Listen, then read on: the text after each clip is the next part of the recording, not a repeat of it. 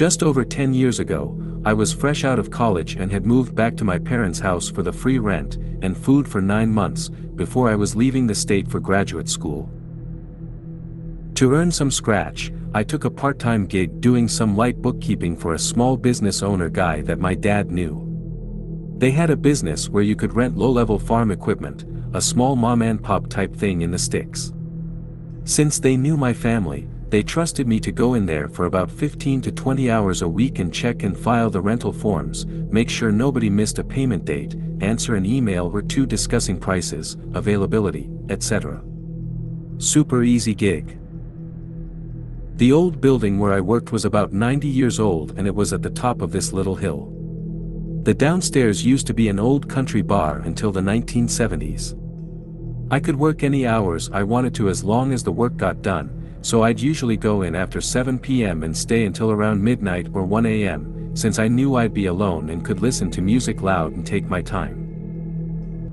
The office was on the second floor of the building and looked out onto the long driveway. One night during winter, it had snowed a few inches, but I was desperate to get out of the house, so I went into work at about 8 p.m.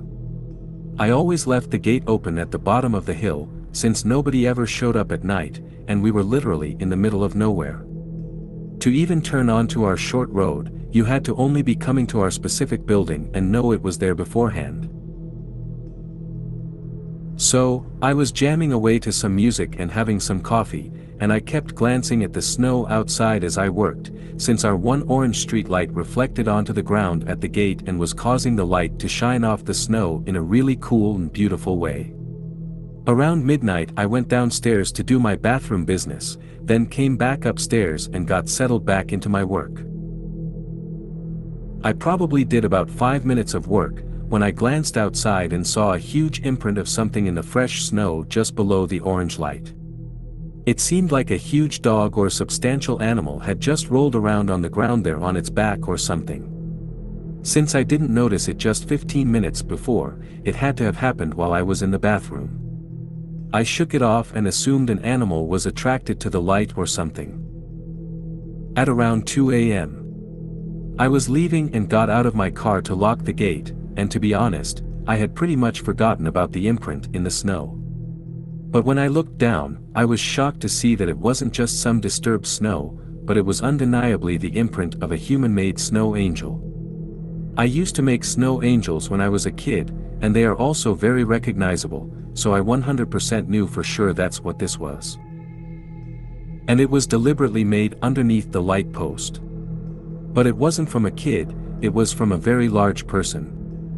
And I already knew that whoever had made this snow angel could easily have looked up and have seen me through that window, so they must have waited for me to head downstairs to the bathroom to make this angel.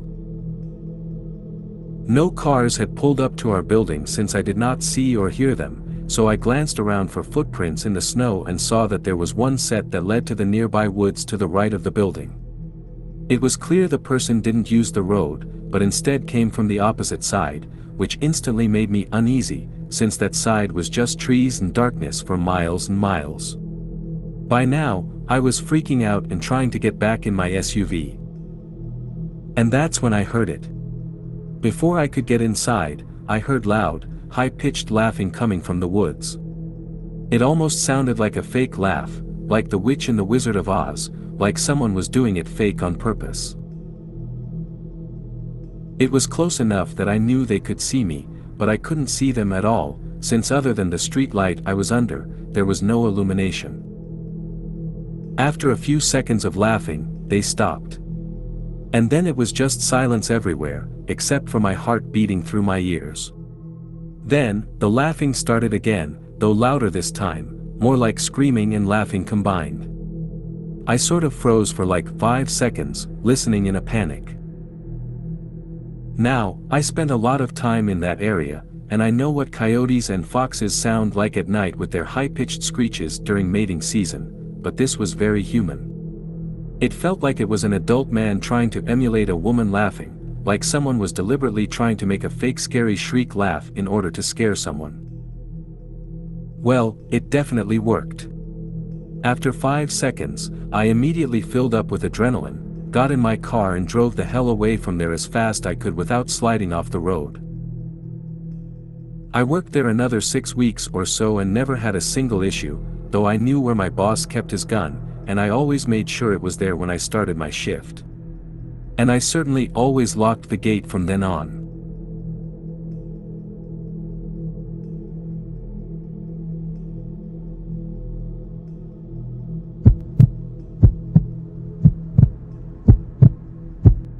I went to a small college for women tucked away in a quaint New England town. In my second year, I was lucky to get a spot in one of the oldest dorms on campus, a stone building that was known amongst the students as the Castle. It was covered in gargoyles, ivy and twisting turrets, and was built in the early 1800s. The rooms themselves had been modernized, but it still felt like living in a Gothic fever dream. As a 19-year-old romantic, I absolutely loved it. I was surprised to get a room in the castle. When it was my turn to pick, and I saw that room available, I thought I had really lucked out. It was the smallest room in the building, but I still grabbed it without hesitating. I moved in the following September, and things were going great, at first. I loved my classes, and I had made good friends in my first year. But within a few weeks, I couldn't shake the feeling that my life was on a downward spiral. Sometimes I sat in my room and just cried for no reason. I thought about how hopeless my life was, that I was never going to make anything of myself. Part of me knew that none of this made any sense. I was a straight-A student at a good college, had family and friends that supported me, but I couldn't shake the feeling that I was doomed. Whenever I went to class or hung out with friends on campus, I felt better. But every night when I got back to my room, the sadness would eat away at me. Soon I became convinced that my outside life was just distracting me from the true hopelessness of my situation. I began turning down my friends' invitations, just to stay in my room and cry. I skipped class to sleep. I was in so much mental pain, I even started to self-harm. I had never done this before. It may sound hard to believe, but when I was in this room, there was no way to convince me that my feelings of hopelessness weren't valid. I was doomed. I knew it in the depths of my soul. My friends noticed how bad things had gotten and gently suggested that I should visit counseling services. I refused, until one day, something happened that convinced me to get help. I was sitting on the bed in my dorm room, trying to study. Instead, I couldn't stop crying. The pain inside me was so great, I was tempted to self-harm, just to make the inner turmoil stop for a moment. I closed my eyes and suddenly, with great clarity, saw a girl sitting on the bed in front of me.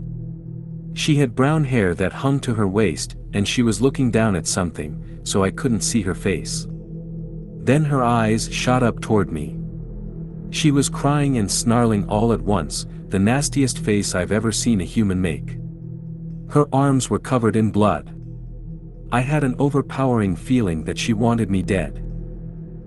I opened my eyes and sprung out of bed. A heavy mood hung over the room. The bed was empty, but I could tell she was still there. I had never believed in demons or evil spirits, but this was a feeling of absolute hatred that I can only describe as pure evil. I left my room and went to the RA. Suddenly, I knew that I had to talk about how I'd been feeling.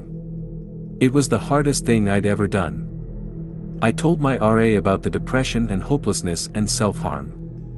Talking to someone lifted a weight that I hadn't even realized I was carrying. But I didn't mention the ghost girl on my bed. When I stopped talking, I expected the RA to send me straight for counseling, which I did end up doing, eventually. Instead, she asked if I knew about the history of that room. She didn't want to scare me by telling me before, but given what was happening, I had a right to know. Way back in the early 1800s, the college had a program for students from low-income families. They could attend the college for free, but they had to work as servants to the richer kids. My room was reserved for students in this program. One year, the girl who lived there was relentlessly bullied by her richer classmates, whom she was forced to serve as a maid. The stress got to be too much, and she flunked out of her classes. When the college asked her to withdraw, she slit her wrists in her dorm room bed, dying by suicide.